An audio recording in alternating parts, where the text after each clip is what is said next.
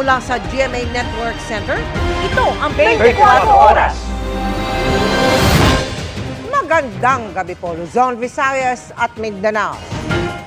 Nagpahiwatig ng suporta si Pangulong Bongbong Marcos sa rekomendasyong magdeklara ng food security emergency sa bigas. Ginawa na raw kasi ng gobyerno ang lahat ng hakbang para makontrol ang presyo nito.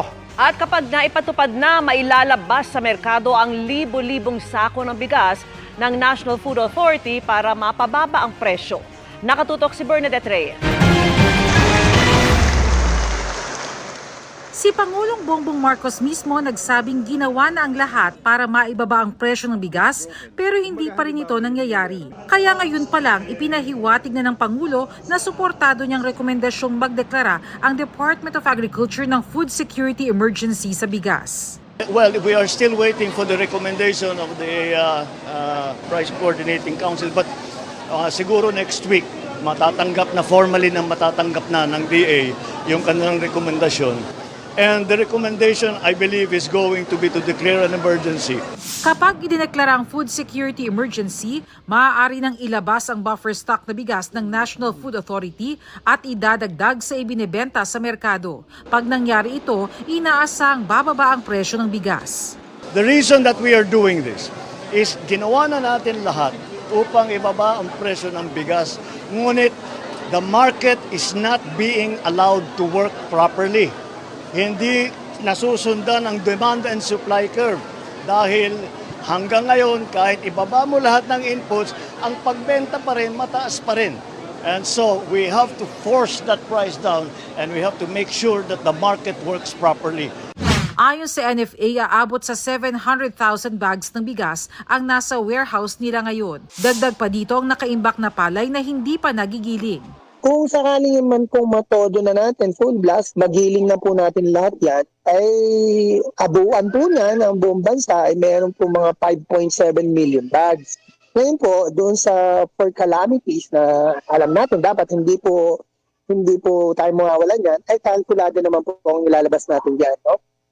Hindi po natin ilalabas yan ng lahatan. Nandyan na po yung ating mga kadiwa kiosk. Yun po yung isa na nakaplano po. Lahat po ng dating retailers ng NFA, yung dating pinaka-latest na listahan ng mga accredited retailers namin, ay sila po yung uunahing itatap kung sakasakali man pong bababa. Tuloy din ang ibang programa ng Department of Agriculture para magkaroon ng abot-kayang bigas. Dito sa Murphy Market sa Cubao, Quezon City, binaba na rin sa 38 pesos kada kilo ang Rice for All simula ngayong araw. Ito yung itsura sa malapitan ng bigas na yan. 25% kung tawagin ang bigas na ito, ibig sabihin 25% ng mga butil ay durog. Bukod dyan, nagbebenta na rin dito sa pwestong ito ng sulit rice kung tawagin. Ito naman yung 100% broken na bigas. Sa aming mahirap, bagay sa amin yan, on budget. Sa Pasay City Public Market, ngayong araw din darating ang 38 pesos na bigas. Maganda, mahal sa yan, at saka mura. Siya po yung bestseller namin dito. Siniguro rin ng Department of Agriculture na sapat ang supply ng murang bigas. Para sa GMA Integrated News, Bernadette Reyes, nakatutok 24 oras. Dahil sa pagmumura, pambabastos at umano'y pag-utos na pumatay, hinaling sa korte ng ilang kaanak ng EJK victims at human rights group ang pagpapadisbar bilang abogado kay dating Pangulong Rodrigo Duterte. Nakatutok si Maki Pulido. News, video clips, social media posts, pati testimonya ni dating Pangulong Rodrigo Duterte sa Quadcom. Sinabi ko yan sa mga pulis. Kayong mga pulis, pag pumasok kayo dyan sa droga, kayo ang mauuna. Ang ilan lang sa ebidensya ng grupong naghain ng disbarment case laban sa dating Pangulo. Hinain ng petisyon sa Office of the Bar Confidant ng Korte Suprema na mga kaanak ng mga biktima ng extrajudicial killing at human rights defenders kaninang umaga. Hiniling din nilang habang pinagdedesisyonan ng Korte Suprema ang disbarment case ay suspindihin muna ang lisensya ng dating Pangulo. Na-trigger daw sila nang sabihin ng dating Pangulo na magiging abogado siya ng anak na si Vice President Sara sakaling magka-impeachment trial. witness ang buong mamamayan dito. Nakita natin kung paano nagmura, nakita natin kung paano laitin ang mga kababaihan, kung paano i-shortcut ang proseso, kung paano ibaliwala ang proseso, kung paano pumatay ng tao ang taong ito. At wala po siyang karapatan na maging abogado po sa ating bansa. Dinuduraan ni Duterte ang propesyon ng abogasya. Hinihinga namin ng reaksyon dito ang dating Pangulo. Pero sabi ng kanyang dating presidential spokesperson na si Attorney Salvador Panelo, hindi pa niya alam ang base ng disbarment case. Hindi ko alam kung anong magiging desisyon. Ayan siya na mag-iimbestiga sa disbarment. We'll leave it to them. Para sa GMA Integrated News, Maki Pulido, nakatutok, 24 oras. Pati linya ng LRT, kinakabitan na rin ng jumper. Nabisto yan sa operasyon kung saan 100 kilong iligal na kable ang nakumpiska sa 50 bahay at tindahan. Nakatutok si Jonathan Andal. Napatakbo ang mga tauhan ng Meralco papasok sa eskinitang ito sa Barangay 145 sa Pasay. Pero pagdating nila, nahugot na ang mga kable na naka-jumper o illegal na kumakabit sa linya ng Meralco. Pinutol, sir. Ano po nangyari, sir? Pinutol nila sa loob. Hinihila, sir. Nakita ko hinihila eh. Pero may naiwan pa ring mga illegal na kable, gaya nito na na-trace sa isang saksakan sa loob ng bahay. Meron ding nakakabit pa sa poste, may pinatong sa bubong, gumagapang sa loob ng mga eskinita, at meron pang nakabaon sa ilalim ng semento at lupa. Pag susundan mo, dito dadaan sa may kalsada, papunta rito sa kabilang bahay. Tapos pinadaan nila sa isang hose. Yun, papunta na dun sa mga kabahayan. Pati ang power line ng LRT sa Baclaran Station, kinabitan din daw ng mga nagnanakaw ng kuryente. Tinakpan na ito ng tape kanina. Meron pong mga tapping point yung load side ng metro ni LRT. At the same time, sabi nga po nila, sila pa yung hinaharas po ng mga naka-illegal. Ang sumbong ng LRT ang dahilan kaya nag-operate ang Meralco kanina sa Barangay Baclaran sa Parañaque, pati na sa Barangay 145 sa Pasay na noong Biyernes lang nasunugan ng mga bahay. Si Tatay Rolando, di niya tunay na pangalan, napilitan lang daw mag-jumper dahil hindi pa raw binabalik ng Meralco ang supply ng kuryente sa kanilang bahay matapos ang sunog. Bedridden pa man din daw ang kanyang bayaw. Alam namin mali. Ngayon lang talaga. Kasi napilitan kami talaga na. Kasi yung sumisigaw na yung bayaw ko na masakit talaga yung ano niya, mainit. Yun ang itinatanong namin ngayon kung kailan ibabalik yung ilaw namin. Sa kuryente po nila, pipilitin po natin ibalik yung kanilang serbisyo. Ikabit po natin yung meter. Si alias Tekla naman, aminadong higit 1 dekada ng naka-jumper dahil kapos daw ang budget. Alam ko naman na mali. Napipilitan ka na lang din kasi yung hirap ng kitaan ng pera, kaya napapipilitan talaga ang kahit sino. Sa Meralco, ang binabayadan lang naman po ay yung bill deposit. That's around 1,580. Ang kasama na po yung kontador doon. Kasi sir, wala naman pong bayad yung metro. Let's say po may mga utang sila sa Meralco, we can offer naman installment. Mas mura pa yung legal kesa po sa illegal. Sabi ng Meralco, magsumbong pag may nakitang naka-jumper dahil ang konsumo ng mga ito sa kuryente papasanin ng mga legal na customer na makikita sa inyong electric bill sa ilalim ng system loss. Para lang mapababa namin yung system loss, sana mahikayat sila na wag nang mag-illegal at isumbong yung mga naka-illegal. Kung meron pong masumpungan ng mga naka-illegal, tutulungan po namin sila mag-apply. Matapos ang operasyon, 100 kilong illegal na kable ang nakumpiska ng Meralco mula sa 40 bahay at 10 pwesto ng tindahan. Kapag merong gantong additional or overloading, pwede po itong maging cause ng sunog. Ang mga nakitaan ng jumper, posible raw managot sa anti-pilferage law na may parusang multa na hanggang 20,000 piso o kulong na hanggang 12 taon. Para sa GMA Integrated News, Jonathan Andal, nakatutok, 24 oras. May mabigat na mensahe si US Secretary of State nominee Marco Rubio sa China. Tigilan ang panggugulo sa Taiwan at Pilipinas. Kabilang sa pinuna ni Rubio ang pananatili sa exclusive economic zone ng Pilipinas ng monster ship ng China. Nakatutok si JP Soriano. Halos 2 linggo nang binabantayan ng Philippine Coast Guard ang monster ship ng China Coast Guard. Kahapon, muli itong niradyuhan ng BRP Gabriela Silang. China Coast Guard Vessel 5901.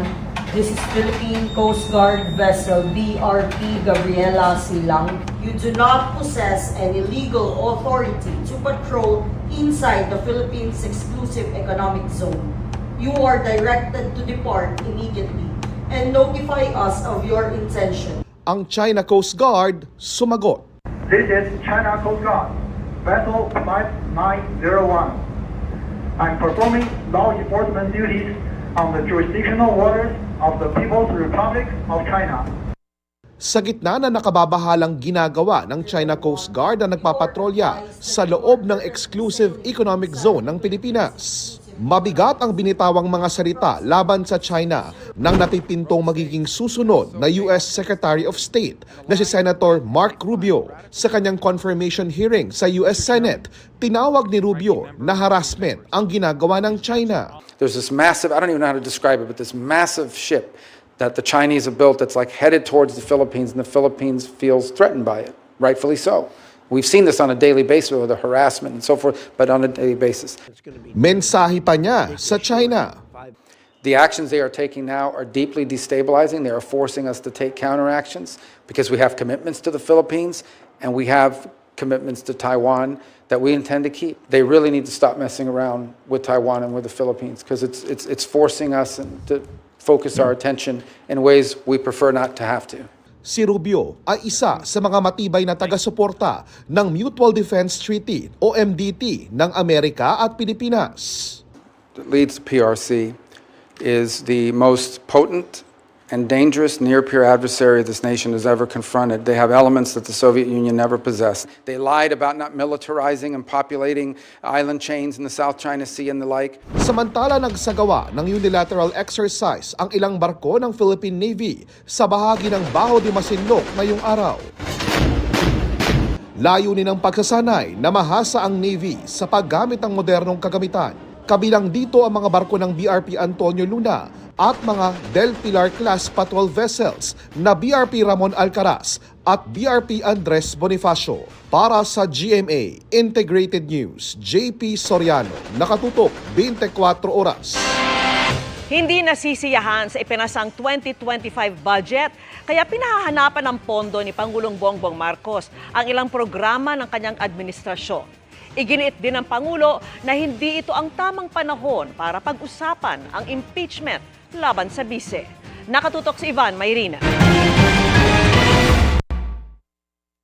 Araw-araw pinupulong ni Pangulong Bongbong Marcos ang iba't ibang mga departamento ang kanilang tinalakay saan kukunin ang kakailanganing pondo para sa prioridad na proyekto ngayong taon. Pag-amin ngayon ng Pangulo, hindi siya masaya sa ipinasang 2025 budget ng Kongreso dahil sa ginawang paglipat-lipat ng pondo sa Bicameral Conference Committee. The budget as was passed, you could describe it as suboptimal. But we are remedying that situation. Let me put it simply. Ang ginagawa natin ay yung mga masyadong nawala sa NEP, sa National Expenditure Program, na hindi na nabigyan ng pondo, ay hinahanapan namin ng mga savings para maibalik ang mga pondo yan. Ito ay kahit pa halos 200 bilyong pisong halaga ng insertion o mga isiningit na mga mambabata sa budget ang navito o hindi pinalusot ng Pangulo. Ilan sa pinahanapan ng pondo ng Pangulo para sa mga dam na mahalaga sa irigasyon at flood control, ang pondo para sa proyekto sa edukasyon at pondo para sa pagsusulong ng turismo ng bansa. Legacy projects o mga proyekto may direktang epekto sa mga Pilipino ang nais daw niyang bigyang prioridad, lalo pat ngayong taon ay mangangalahati na siya sa kanyang 6 na taong termino. Sinabi yan ng Pangulo sa ceremonial turnover ng mahigit 3,000 housing units para sa mga biktima ng Super Typhoon Yolanda at hindi raw tulad ng mga naunang housing projects na nakatiwangwang at hindi napakinabangan, tiniyak daw nila na ang mga ito may tubig at kuryente, may papublikong transportasyon at malapit sa kabuhayan ng mga residente para tiyak na matitirhan. Sa datos ng Department of Human Settlements and Urban Development o DASUD, 88 sa 188 na mga housing project ang natapos na o kabuang 58,000 na housing units sa buong Region 8. 45,000 daw ang tinitirhan na.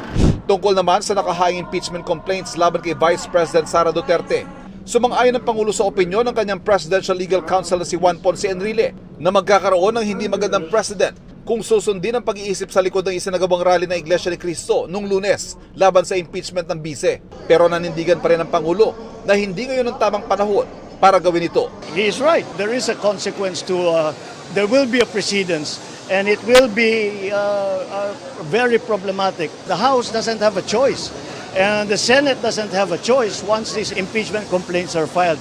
But I don't think that now is the time to go through that. So, paubayan na muna natin sa ating... Total, as a practical matter, papasok na tayo sa campaign period. Wala ng congressman, wala ng senador dahil nangangampanya na sila. Mula sa Burauen, Leyte, Ivan Mayri na nakatutok, 24 oras.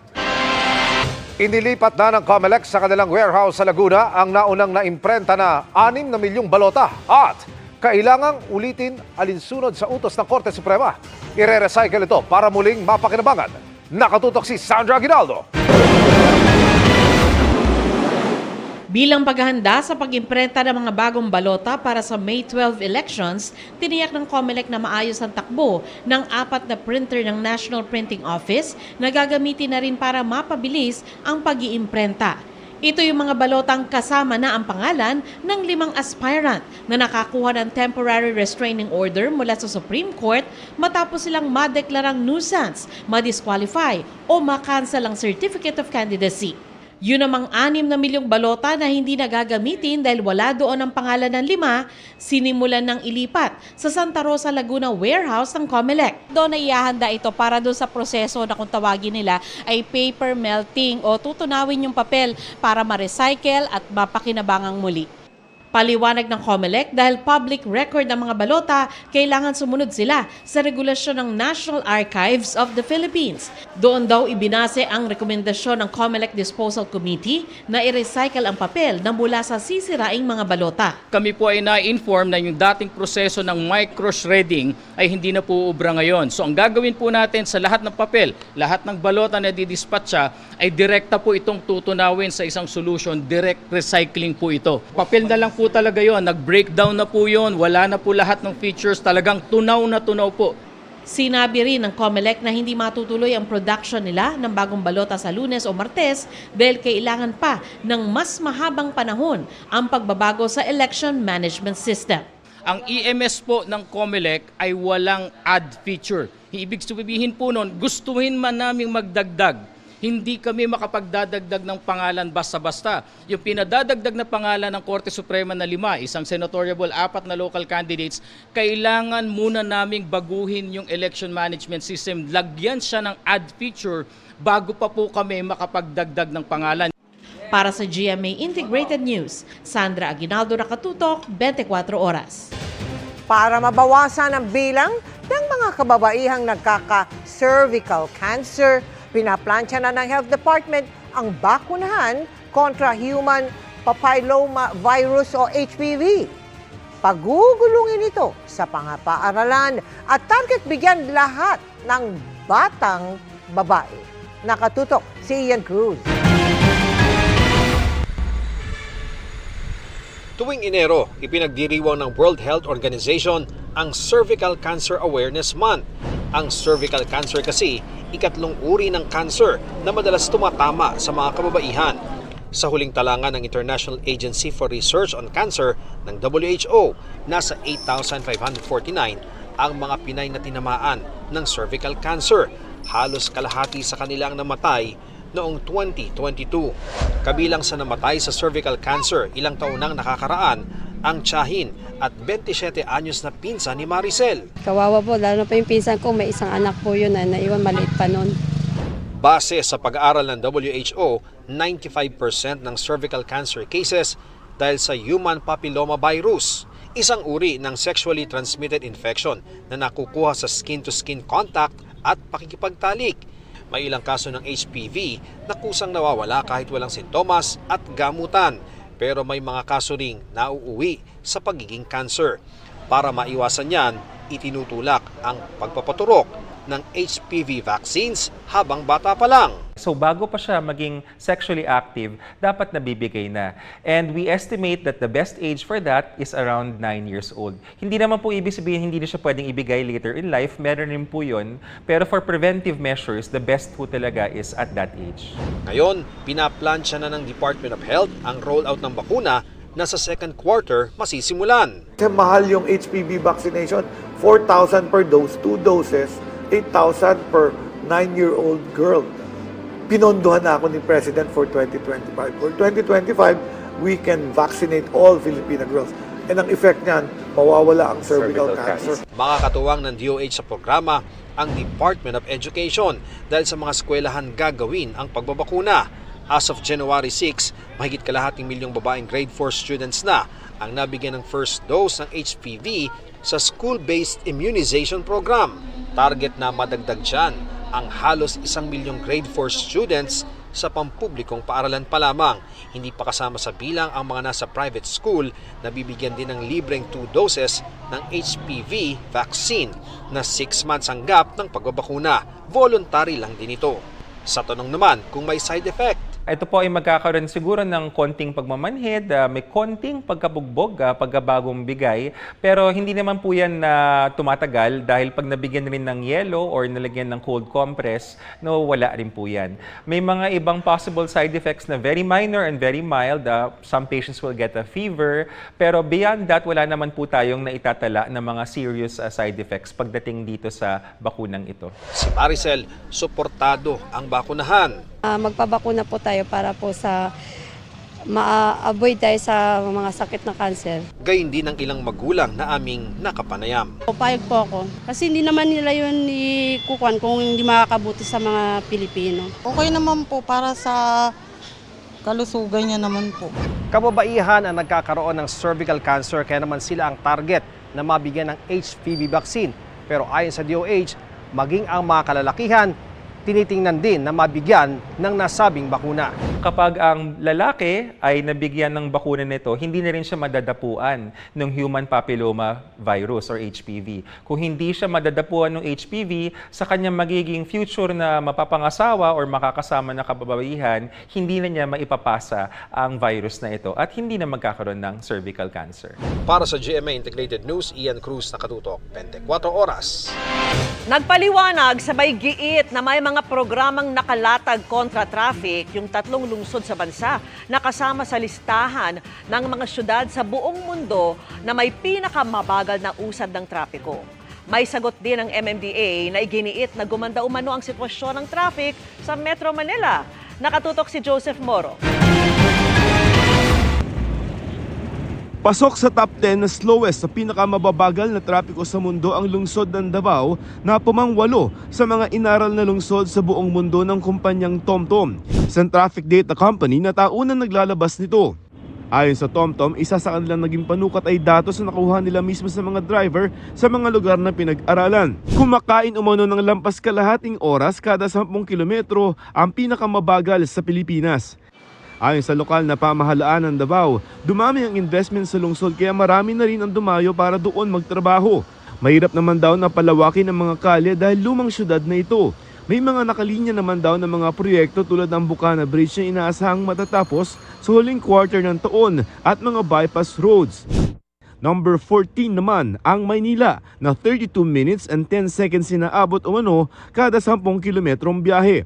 Pahirap para sa estudyanteng si Seychelles sa taga Rizal at sa Maynila pa nag-aaral, lalo na kung maaga ang klase niya dahil 3 oras halos ang kanyang biyahe papasok pa lamang. Ano po, minsan po 4:30, ganun, 5, ganun po. Hirap. Opo, nakakapagod. Na yung puyat po, hindi po kasi nakakatulog ng maayos minsan. Ayon sa Manila LGU, hamon daw talaga ang traffic dahil ang Maynila raw ang pinaka-congested o masikip na syudad dahil sa luma nitong landscape at nasa 2 milyong daytime population o bilang ng tao sa kalye sa araw.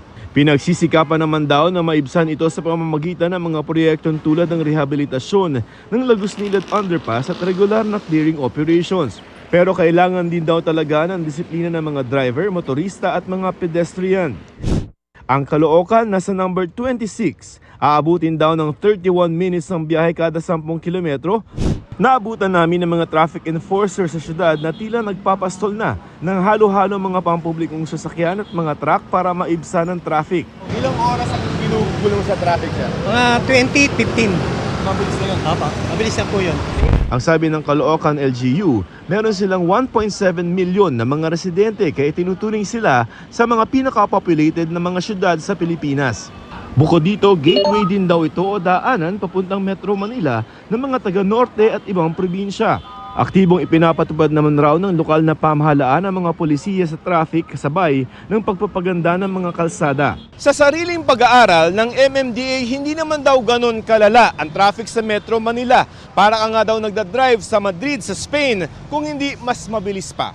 Tuwing peak hours, 24 minutes sa kada 10 kilometro. Ang bilis ng biyahe sa mga pangunahing kalsada sa Metro Manila ang naitala ng MMDA noong isang taon.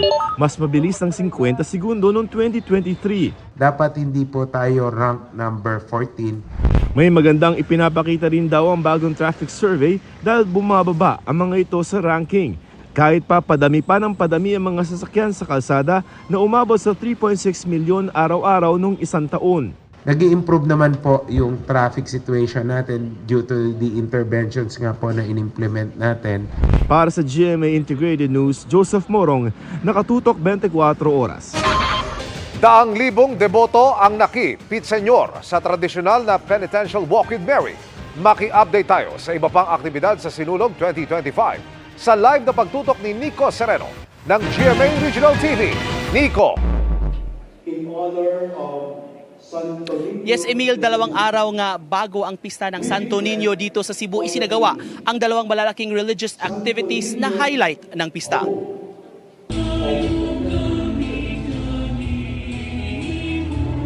Mula sa Fuente Osmeña Rotonda sa Cebu City, papunta sa Basilica Minore del Santo Niño, iprinosisyon ang imahe ng mahal na Birhen ng Guadalupe, ang patrona ng Cebu. Ayon sa pulisya, umabot sa 300,000 deboto ang lumahok sa prosesyon na may mga bitbit na imahe ng Senyor Santo Niño, Birheng Maria at mga kandila.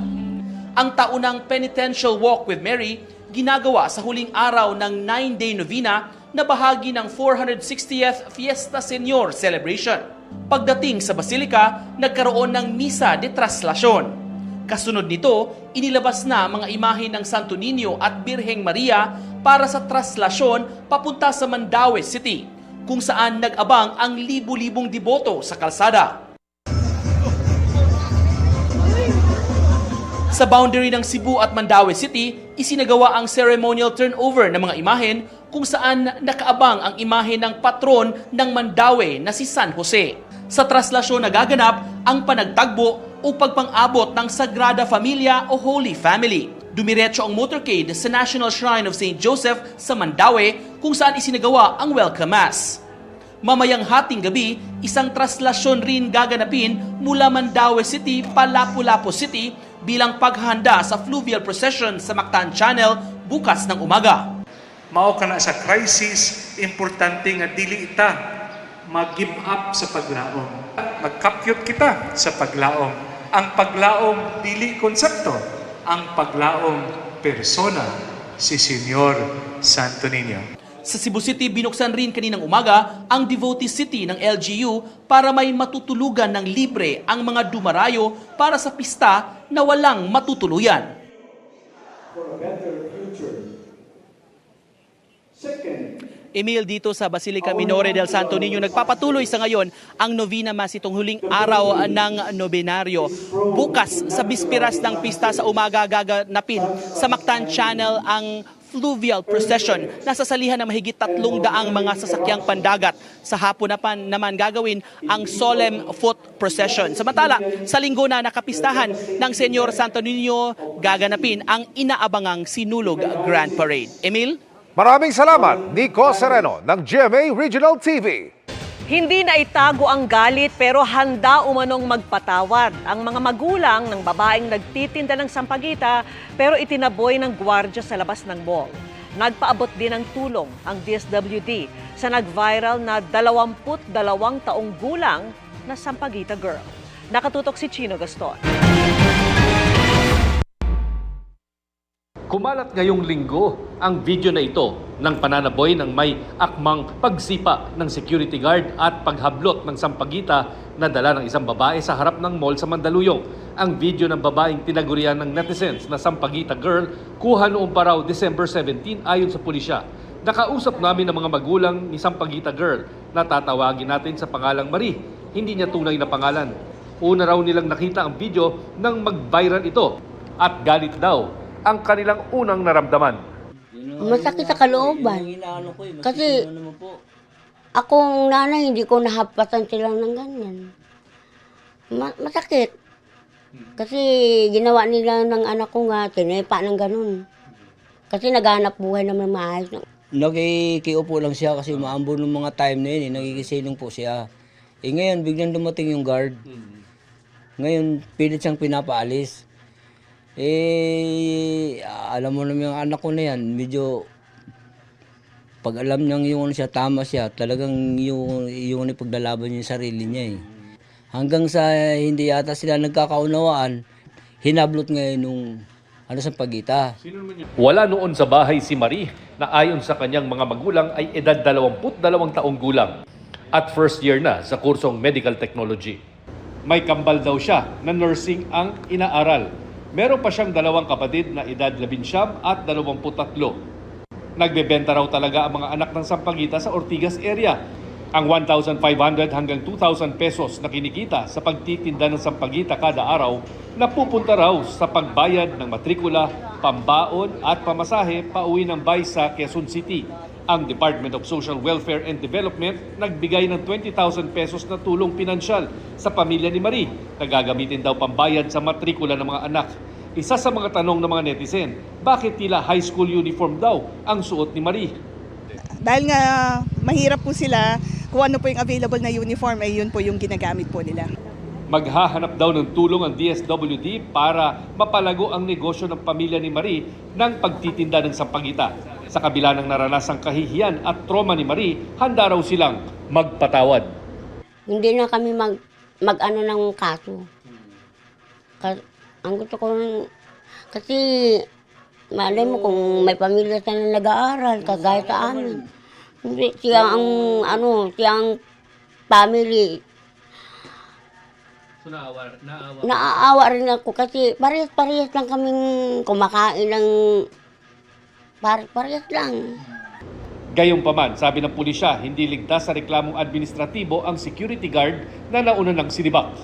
Binibigyan po natin sila next week ng specific date na mag-appear sa ating opisina. Sakaling hindi siya lumutang, pati yung agency, mag-i-initiate na po tayo ng formal filing of administrative complaint. Para sa GMA Integrated News, Chino Gaston nakatutok, 24 oras. Naunsyami ang pananghalian ng ilang pinagsisita sa karinderyang umabot na po sa bangketa. Wala rin kawala ang mga customer na iligal namang nagparada ng kanilang sasakyan. Nakatutok si Oscar Oida. Nagpulasa ng mga customer ng mga karinderyang ito sa may Chino Ross Extension sa Makati nang mamataan ng mga paparating na tauhan ng MMDA. Pero marami pa rin nahuli at natikitan, bunsod ng pagpaparada ng alanganin. Pinagbabaklas naman ng mga trapal at kinumpiska ang mga gamit ng mga karinderyang umabot na sa bangketa. Pati mga vendor sa lugar, pinaalis. Pagsapalaran lang po kasi wala kami ibang inaasahan, sir eh. Lalo na 5 po yung anak ko nag-aaral. Lahat naman po tayo, we need to earn. We need to earn, we need to make a living. So hindi po natin pinipigilan.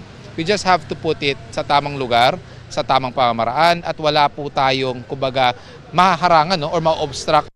Sa lugar na ito, kadalasan umuno nagkakabuhol-buhol ang traffic sa dami ng nag-illegal parking. Sinusuway naman daw ito ng mga local traffic enforcer. Pero talagang di raw ito sapat. Malaking bagay yung nakatitikitan sila para madadala. Kasi yung pagsabay-sabay lang, hindi sapat. Aalis sila, babalik at babalik pa rin. So what we have to implement here is yung collaboration. Kumbaga sabi nga po ng ating presidente, whole government approach. So this is what we are doing, no? In coordination with the local traffic enforcement, the local government unit, so even the barangay, up to the barangay level. Samantala, Naudlot din ang pananghalian ng ilang jeepney driver sa may Roas Boulevard, parting Pasay, nang paghuhulihin sila dahil sa illegal parking. Natsimpuan lang. Ako lang po, wala kami magagawa kasi bawal dito. Puno na kasi yung kainan doon. Bumili na ng magkain, kumakain lang kami saglit. Sa may Quirino Avenue naman sa Parañaque, pinaghahatak ang mga sakyang lagpas na sa dapat ay lakaran ng mga tao ang pagkakaparada. Pati signages ng mga establishmentong nakahambalang na sa bangketa, kinumpiska din. Wala rin kawala ang ilang mga taga-Airport Road sa may Parañaque na ginawa ng imbakan ng kanilang mga gamit ang bangketa. We have to be consistent. I mean, that's the hard pill to swallow na talagang paulit-ulit. But kung magsasawa tayo, then walang mangyayaring pagbabago. Para sa GMA Integrated News, Oscar Oida, nakatutok, 24 oras. Sa gitna ng mga pagsubok sa buhay, nananatili raw matatag ang actress-comedian na si Rufa May Quinto. Kinumpirma ba rin niyang may pinagdadaanan sila ng asawa pero wala umanong nagpa-file ng divorce. May report si Nelson Canlas. Sa kauna-unahang pagkakataon, nagsalita si Rufa May Quinto tungkol sa mga lumabas na mga balitang hiwalay na sila ng asawang si Trevor Magallanes. Batay sa mga naunang ulat, sinabi ni Trevor na nasa proseso na sila ng pagdidiborsyo. Sabi niya sa Fast Talk with Boy Abunda, we're going through something. O yun, tinatanggap mo yan na may Tinatanggap problema ko. Kasi kayo. kung ayaw na rin naman niya, bakit ko hindi re-respetuhin yon? Pero yung legalities ng mga file, walang file ng divorce. Hindi ako magpo-file. Kasi dami ko ng file sa kaso. Hindi kami nagkakagulo dahil sa mga kaperahang yan. Baka siguro ayaw na niya. Hindi ko alam pero mag-file dapat siya, di ba? meron silang 7-year-old na anak na si Athena. Diretsahang tanong ni Kuya Boy kay Rufa May. Mahal mo pa ba si Trevor? Oo naman, mahal ko siya, syempre. Tsaka gusto ko syempre makumpleto ang pamilya namin. And if you have your way, gusto mo bang magkabalikan kayo? Ako kasi, kung ayaw na, re-respetuhin ko yung kahit na masakit sa akin eh. Siyempre, di ba, ba't ko pipilitin ng isang tao kung yan ang nararamdaman Pero niya? kung Gayunman, nire-respeto raw ni Rufa May ang privacy ni Trevor. Nire-respeto ko siya kung talagang ayaw niyang... ayaw niya kasi pinag-uusapan, privacy, tsaka baka ayaw niya nang kumunik yung pangalan niya sa akin. O di, respect na lang, di ba? Pero how are you? Kayong dalawa? Siyempre, lahat to sa akin parang nasa shock factor pa ako, tapos nag-jet lag pa ako. Aminado si Rufa May na mabigat ang mga pinagdaraanan niyang pagsubok tulad ng kaso kaugnay ng pagiging endorser ng isang skincare company. Pero nakukuha pa rin niyang magbiro. At least buhay pa ako. I'm still alive and kicking. And marami namang taong tumutulong, tsaka nagmamahal. Basta nandito ako I feel at home. Parang mas madali ang problema pag nasa Pilipinas ako. Nelson Canlas, updated sa Showbiz Happenings. Mga kapuso, Dakila is back! Yan ay para samahan sa dambuhalang comeback na hitik sa action at drama si Kapuso primetime action hero, Ruru Madrid, na muling bubuhayin si Lolong. At dahil second season na, mas level up ang eksena na sobrang pinaghandaan daw ni Ruru. Makichika kay Nelson Canlas.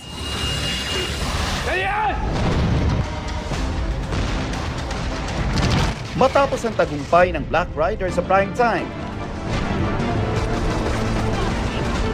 at pelikulang Green Bones, Ibig sabihin, naging mabuti ang tao yun.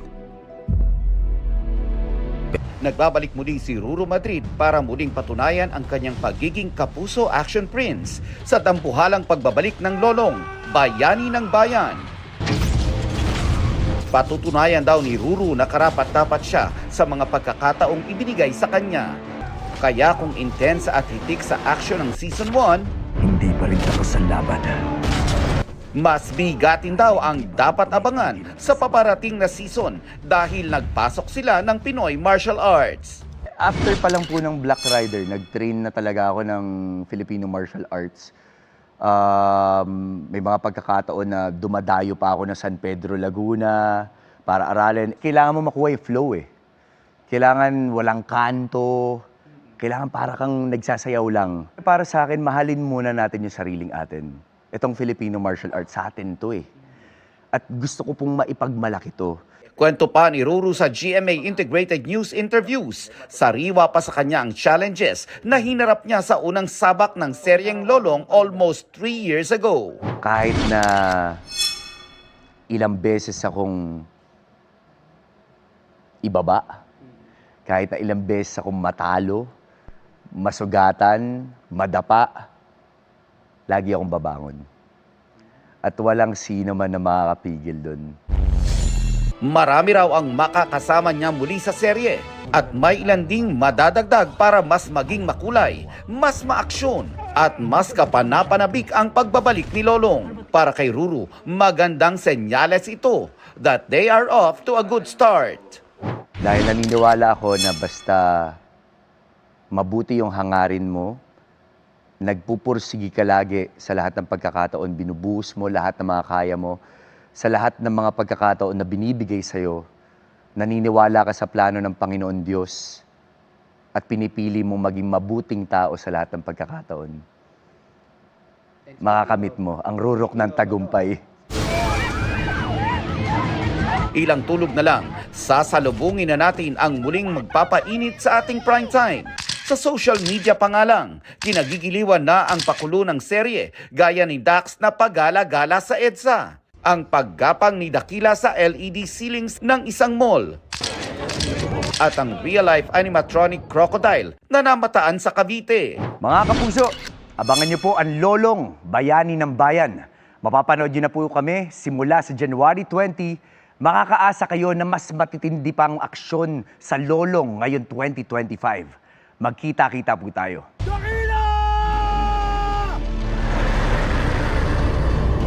Nelson Canlas, updated sa Showbiz Happenings. And that ends our week-long chikan. Ako po si Iya Arellano. Happy weekend mga kapuso! Miss Mel, Miss Vicky, Emil. Happy weekend, Iya. Thank you, Iya. Salamat, Iya. At yan ang mga balita ngayong Biyernes. Ako po si Mel Tiangco. Ako naman po si Vicky Morales para sa mas malaking misyon. Para sa mas malawak na paglilingkod sa bayan, ako po si Emil Sumangil. Mula sa GMA Integrated News, ang News Authority ng Pilipino. Nakatuto kami 24 oras.